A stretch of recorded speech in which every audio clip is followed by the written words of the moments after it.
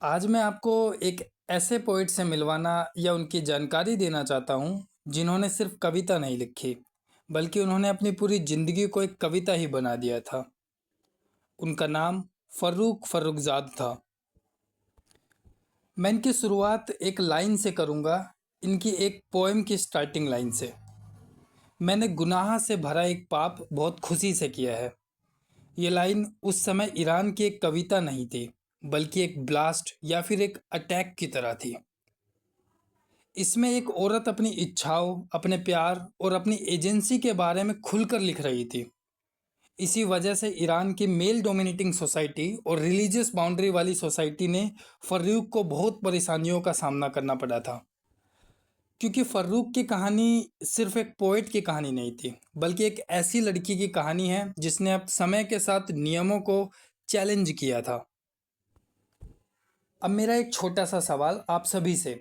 अगर आज भी किसी घर में एक लड़की अपने दिल की बात खुलकर बोले, अपनी लाइफ के डिसीजन खुद लेना चाहे या अपनी फीलिंग लिखे, जैसे अपने पुराने प्यार की बातें या नए प्यार की बातें, तो 100% उसे रोक दिया जाएगा। भारत में तो खासकर, जहाँ बाहर भारत में द्रौपदी तक को कैरेक्टरलेस बोल दिया करते थे, जबकि उन्होंने शादी तक अपनी खुद की मर्जी से नहीं की थी।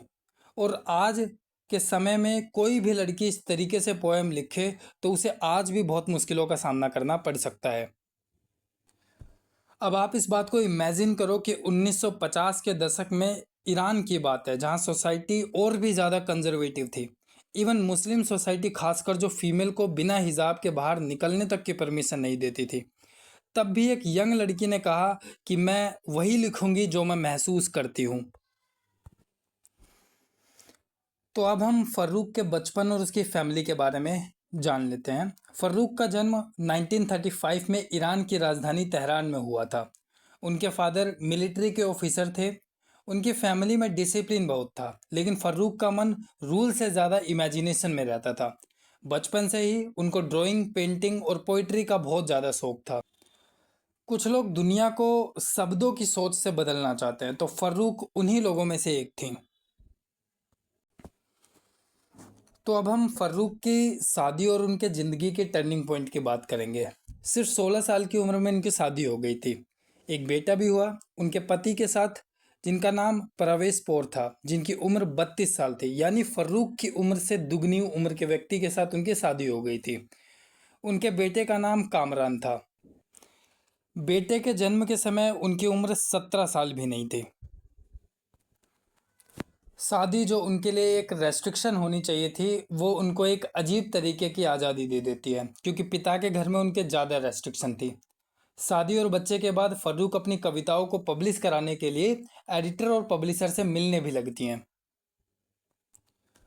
उनके कुछ कविताओं के बोल इस तरीके से थे, अगर मैं उन्हें हिंदी भाषा में बदल कर बोलूं तो वो कुछ इस तरीके से होंगे।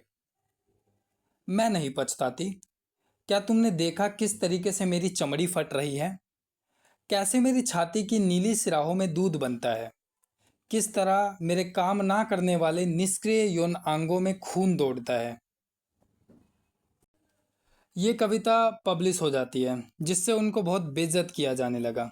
कुछ बड़े वर्ग के लोगों ने कहा कि फर्रुख सिर्फ अपनी सेक्सुअल डिज़ायर को दिखाना चाहती है, वो शायरी तो सिर्फ एक बहाना है दिखावा करने के लिए। उनको कैरेक्टरलेस कहा जाने लगा, जिससे उनके पति और उनके बीच में प्रॉब्लम भी स्टार्ट हो जाती है। इसी के कुछ ही समय के बाद फर्रुख की दूसरी कविता गुनाह पब्लिश्ड होती है, जिसके बाद उनके पति फर्रुख को तलाक दे देते हैं। उनके कैरेक्टरलेस वाली बात से फर्रुख से उनके बेटे कामयार की कस्टडी भी छीन ली जाती है। साथ ही कामयार यानी कि उनके बेटे को ये बताया जाता है कि उनकी मां ने उन्हें छोड़ दिया है, क्योंकि फर्रुख की सेक्सुअल डिज़ायर बहुत ज़्यादा थी, जो उनकी कविताओं में पूरी तरीके से दिख रही है। इनके गुनाह कविता के शब्द कुछ इस प्रकार हैं। मैंने गुनाह किया है एक गर्म खेज, गर्म तरीन आगोश में, एक प्रलुप्त गुनाह। गुनाह करते वक्त मैं आग में तपती लाल फौलादी बाहों की गिरफ्त में थी। उस अंधेरी और खामोश तन्हाई में मैंने उसकी राजदाह आंखों में झांका, और वहां हाफती आरजुएं वस्ल के सीने में मेरे दिल को बेकाबू कर दिया। उस अंधेरी और खामोश तन्हाई में मैं उनके जरलेब हुई। मेरे होठों ने सारी ख्वाहिशें उड़ेल दी उनके होठों में। मैं उनके तनमन में सूध-बूध बुला बैठी। मैंने अटकते लफ्जों में बेआवाज कहा, जाने मन मैं तुम्हें चाहती हूँ, बस तुम्हारी बाहों की जाबख्श गिरफ्त, ओ मेरे दीवाने आशिक, बस तुम्हें। उसकी आंखों में एक चाहत की लो लपकी और प्याले की सुर्ख शराब रश्क करने लगी और नर्म बिस्तर में मेरा जिस्म मदमस्त लहरा उठा। उसके सीने पर मैंने गुनाह किया, एक लरजती और मदहोश देह की हमबिस्तरी में एक पुरलुफ्त गुनाह। या खुदा, कौन जान सकता है उस अंधेरी और खामोश तन्हाई में मैं क्या कर गुजरी। शादी के टूटने और बच्चे की कस्टडी छिन जाने के बाद क्या फर्रूक टूट गई थी? नहीं, यहीं से फर्रूक की ग्रेटनेस और महानता का पीरियड शुरू होता है। इसी समय एक कविता है जो उनके अंदर के दर्द और उम्मीद दोनों को एक साथ दर्शाती है। उनके कुछ बोल है, अगर तुम कभी मेरे घर आओ ए दोस्त, तो अपने साथ एक चिराग लाना और एक खिड़की भी, जिससे मैं उस खुशियों से भरी गली को दोबारा देख सकूं। इसी समय 1955 में उनकी नई कविता आसिर पब्लिश्ड होती है। इसमें 44 कविताओं का संग्रह था, जिसमें हर कविता एक नई सरहद और नई टफनेस को छू रही थी, हर बाउंड्री को साझा कर रही थी। सदियों से जहां औरतें कविताओं का सिर्फ एक टॉपिक थी, पहली बार फर्रूक पहली बार मर्द को अपनी नज़रों से लिख रही थी, उनके विचार, उनकी तड़प और अपनी आवाज़ के साथ। तलाक, अपने खुद के बेटे से बिछड़ना, अपने घर से मिलने वाला लगातार तिरस्कार, नफरत ने फर्रूक को अंदर से पूरी तरीके से झकझोर दिया। उन्होंने खुद बताया था कि 1955 सितंबर में वो डिप्रेशन का शिकार बन गई थी। उन्हें तेहरान के रजाई मेंटल हॉस्पिटल में एडमिट कराया जाता है, जहां उन्हें इलेक्ट्रिक शॉक तक दिया जाता है। उसी मेंटल हॉस्पिटल से फर्रूक अपने पुराने पति को खत लिखती हैं। उनके खत के लिखे हुए शब्द कुछ इस प्रकार है, मेरी सारी मानसिक तकलीफ अकेलेपन की वजह से है। जब मैं अकेली होती हूँ तो मेरे साथ कोई नहीं होता जो मेरे अंदर अच्छे ख्याल भर सके, और फिर मुझे लगता है कि मैं इस दुनिया के लिए बोझ हूँ और सब मुझे तिरस्कार की नज़र से देख रहे हैं। फाइनली 1956 में फ़र्रुख पहली बार ईरान से बाहर जाती हैं। लंबा 9 महीने का travel, lack of money, Italy और जर्मनी की ओर। पैसों की कमी के कारण जो ट्रैवल है वो आसान नहीं है, लेकिन हम जानते हैं कि फ़र्रुख का तेहरान से दूर जाना बहुत ज़्यादा ज़रूरी था। ये सफ़र उन्हें थोड़ा सुकून देता है, ये बात उनकी कुछ कविताओं के ज़रिए हमें पता चलता है।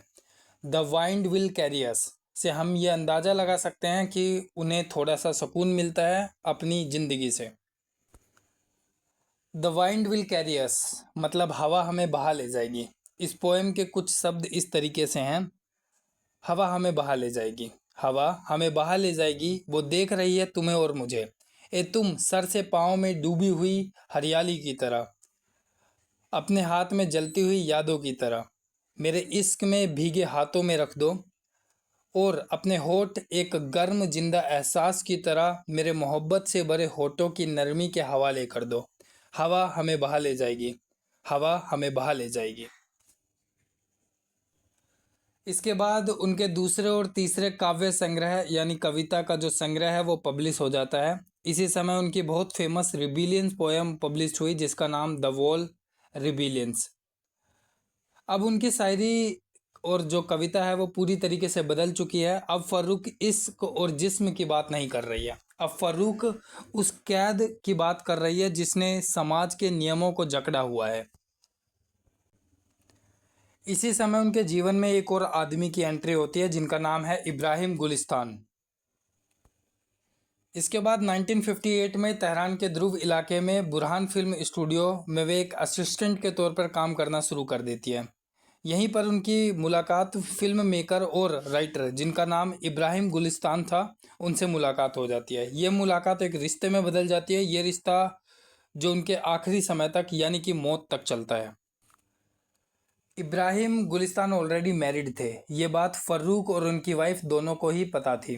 बाद में एक इंटरव्यू में गुलिस्तान ये कहते भी हैं कि अगर आपके 4 बच्चे हैं तो क्या आप एक को कम प्यार करेंगे क्योंकि आप बाकी से भी प्यार करते हैं। इब्राहिम गुलिस्तान के साथ ये रिश्ता एक और सबूत बन जाता है। दुनिया जो पहले से ही फर्रुख को एक्सेप्ट नहीं कर पा रही थी, अब और भी ज़्यादा उनके खिलाफ हो जाती है। लेकिन फर्रुख के लिए ये रिश्ता कुछ और ही था। 1966 में यूरोप की एक यात्रा के दौरान इब्राहिम गुलिस्तान को वो एक लेटर भी लिखती हैं। उन खतों में एक जगह पर वो लिखती हैं, साहिद तुम मेरी ज़िंदगी के सबसे अजीज चीज़ हो। अगर तुम अचानक चले गए तो मैं एक खाली बेकार कुएं की तरह रह जाऊंगी। इब्राहिम गुलिस्तान के साथ उनकी मोहब्बत एक सहारा भी थी और एक विश्वास भी थी, जो बात उनकी कविताओं में साफ तौर पर दिखाई देती है। उनकी कुछ लिखी हुई लाइनें हैं, जिंदगी शायद एक लंबी सड़क की तरह है जिससे हर रोज एक औरत गुजरती है, हाथ में एक टोकरी लिए। जिंदगी शायद एक बच्चा है जो स्कूल से घर लौट रहा है। जिंदगी शायद वो एक पल है जो दो मोहब्बत के दरमियान एक सिगरेट जलाई जाती है और थोड़ी देर में सुकून की सांस ली जाती है। इसके बाद 1960 यानी कि 1960 में लगातार टेंशन का बढ़ना, फैमिली से दूरी, पैसों की दिक्कत, पति और बेटे की याद में फिर से वो एक बार अंधेरे में चली जाती हैं। वो स्लीपिंग पिल्स खाकर सुसाइड करने की कोशिश भी करती हैं अपने डिप्रेशन की वजह से, और बेहाल हालत में हॉस्पिटल पहुंचती हैं। इसी हॉस्पिटल के बाद फर्रुख की ज़िंदगी में एक टर्निंग पॉइंट आता है, जहां वो शायरी के साथ साथ एक नया मीडियम और नया एंगल उनकी ज़िंदगी में जुड़ता है, सिनेमा का।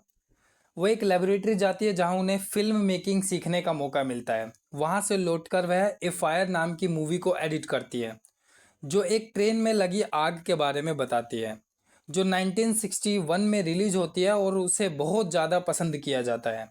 अब फर्रुख सिर्फ एक पोएट नहीं थी बल्कि एक विजुअल आर्टिस्ट बन चुकी थी।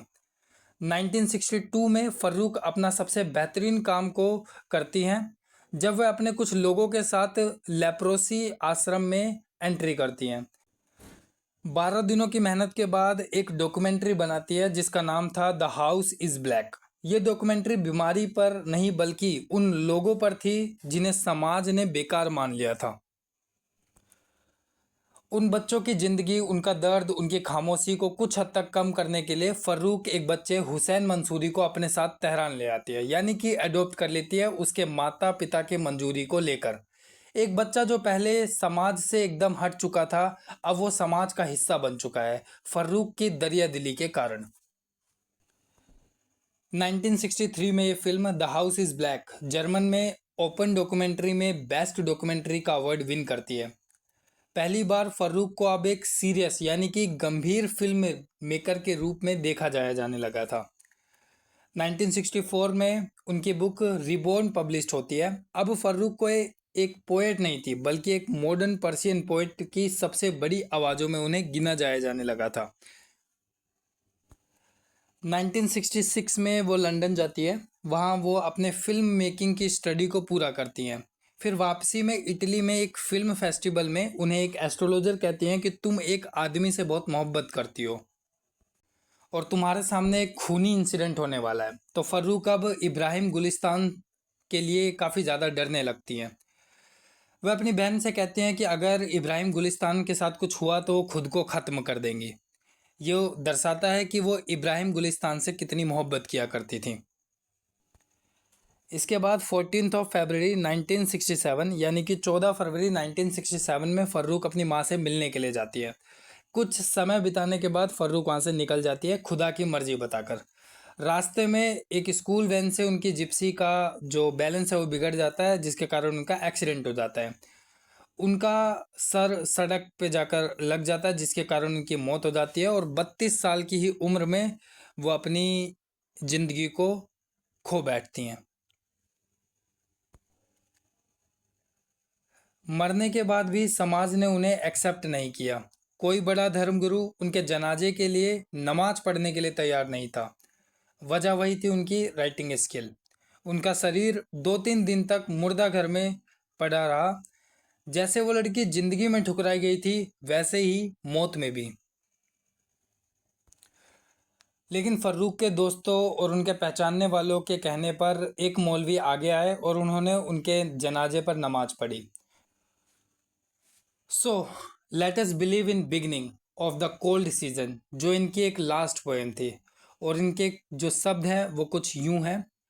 एक अकेली औरत ठंडी मौसम की दहलीज पर खड़ी, समझ की शुरुआत पर खड़ी, इस जमीन के मैले वजूद को महसूस करती हुई, आसमान की सादी और उदास मायूसी को देखती हुई, और इन कंक्रीट जैसे हाथों की बेबसी को जानती हुई मुझे ठंड लग रही है। मैं नग्न हूँ, मेरे सारे जख्म मोहब्बत से हैं और मोहब्बत के हैं। फिर से मेरे लांबों और लांबों के चश्मे से प्यासे होठों ने पानी पिया। फिर से मेरी बाहों के बिस्तर में एक मुसाफिर ने सुकून पाया है। आओ यकीन करें इस ठंडी मौसम की शुरुआत पर। आओ यकीन करें ख्वाबों के बागों की खंडहरों पर, उन दरातियों पर जो अब बेकार पड़ी हैं और उन बीजों पर जो अब कैद में हैं। देखो कैसे एक भारी बर्फ गिरती रही है, शाखें फिर खिलेंगी, फिर अजीज मेरे अजीज, आओ यकीन करें इस ठंडी ऋतु की शुरुआत पर। फर्रुख की मौत के 12 साल के बाद 1979 में ईरान की इस्लामिक गवर्नमेंट ने फर्रुख की सारी पोएमों पर बैन लगा दिया ऑफिशियली। उनकी बुक को प्रिंट ना करने का ऑर्डर दिया गया।